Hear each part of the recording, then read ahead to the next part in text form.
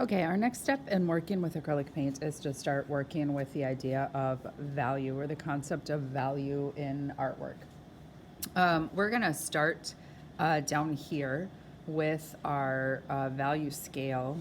And you have to sort of first decide where your color falls in that value scale. So if we look at a color wheel, we can see that the color, when we put a color wheel with the yellow at the top and the violet at the bottom, we are lining colors up with something called their inherent value. Yellow is naturally a lighter color than any of the rest of the colors on the color wheel. And so the colors that we mix with yellow, like yellow orange and yellow green, are also going to be naturally lighter. As we move into some of the secondary colors, we end up with some of our mid values, and then down into our purples, we end up with the darker values.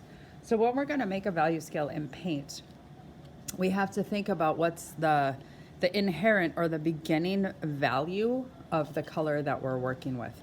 So if I were going to make a value scale and shade my shapes using the yellow, for instance, because yellow is such a light value to begin with, I'm not going to be able to make it much lighter with white.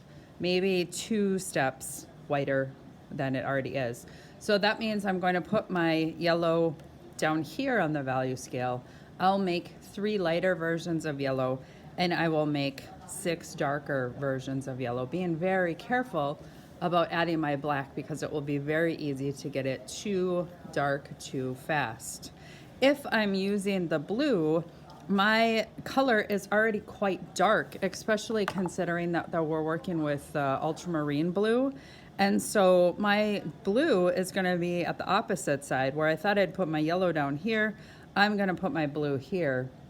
I'm only going to be able to darken the blue 2 or 3 times before it's as dark as it can go, but I am going to be able to lighten it many, many times. It's actually possible to do a value scale with the blue and not have to add black at all. We are going to do it so that we add a little black. And really the red is the one that sits kind of closest to the center. It's a more middle value tone of red. And so I should be able to evenly lighten and darken that color. So it's important for you as you choose your color to think about where does it fall in terms of light to dark, just in its inherent or the value just sort of built in to the paint itself. We have white paint, which is really different from watercolor, and black. So we will actually lighten the paint with white paint.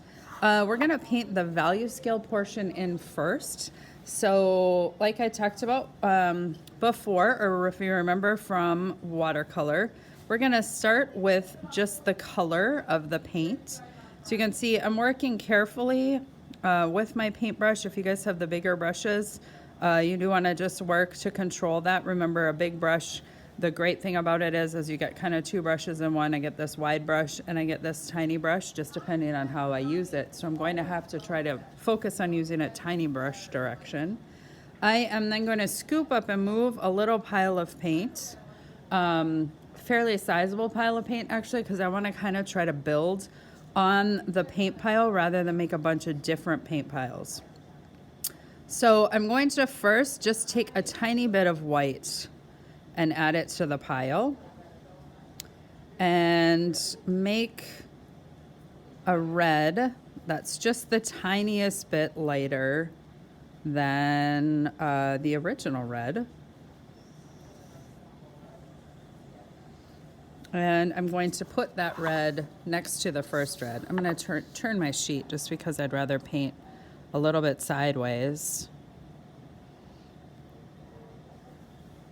I am then going to repeat that process, and I'm going to grab a tiny bit more white. If I don't see a change out here in my color pile, I know that I need to grab just a little bit more of the white. I'm trying to make really gradual steps as I make my value changes. There, I see that I made that different now. So that's a little bit lighter again. I'm going to do the same thing. Grab a little bit more of that white paint. So you see, if I'm careful about doing my value steps really gradually, I would be able to make lots and lots of value changes to the same color. I have to just be careful each time not to grab too much of the new color that I'm adding in.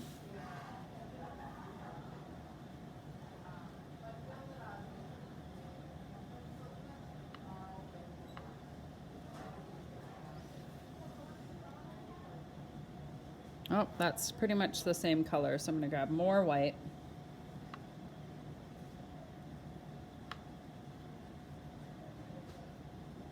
So remember too, as you mix, you're mixing in paint that's still in your paintbrush.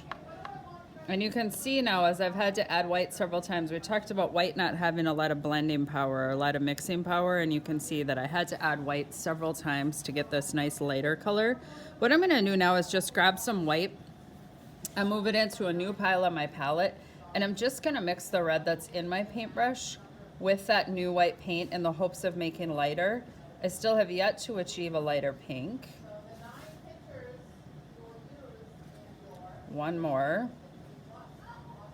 So you can see that there's a reason most of the time when we work with lightening paint, we're gonna start with white and gradually add the color. It is really hard to get white to lighten a color, and I'm not even working with a super dark color. So there we go, my light side of the value scale. I now have to start over, and I'm going to paint, do the same process using my black paint. So I'm cleaning my paintbrush out, just like we talked about yesterday. I'm kind of bouncing the brush along the bottom of my bowl. I am going to then kind of scrape it dry on the edge of the bowl and squeeze it dry with my paper towel so that I don't get a lot of water in my paint. And now I'm gonna do that exact, like I said, same process. I'm gonna scoop and move a pile of red paint. So some of you yesterday, as we switched to acrylic, were having trouble getting enough paint on your paintbrush when you move to mix. I am going to move it to a new spot here on my palette. And I am going to take the tiniest bit of black. Now, white doesn't lighten very fast.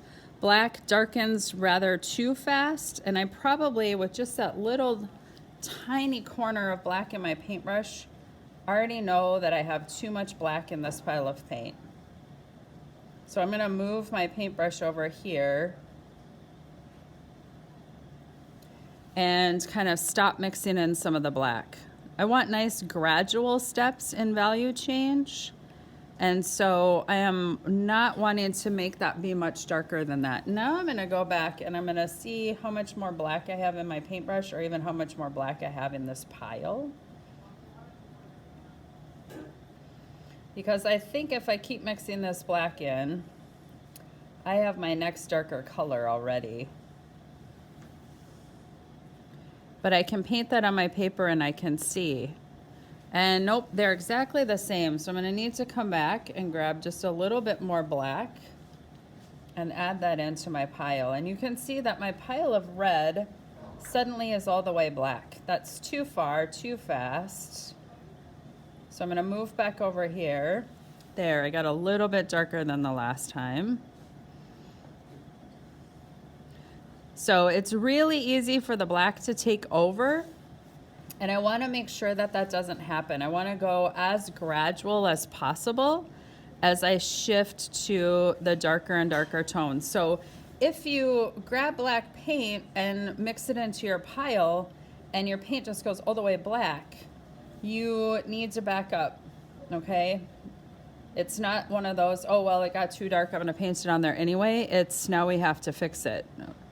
There we go. I've got my next darker tone, and I have made a value scale using red. So this is the first step in working on this light logic sheet, is to paint your value scale, deciding where your color belongs on the scale, and lightening it and darkening it as you need to.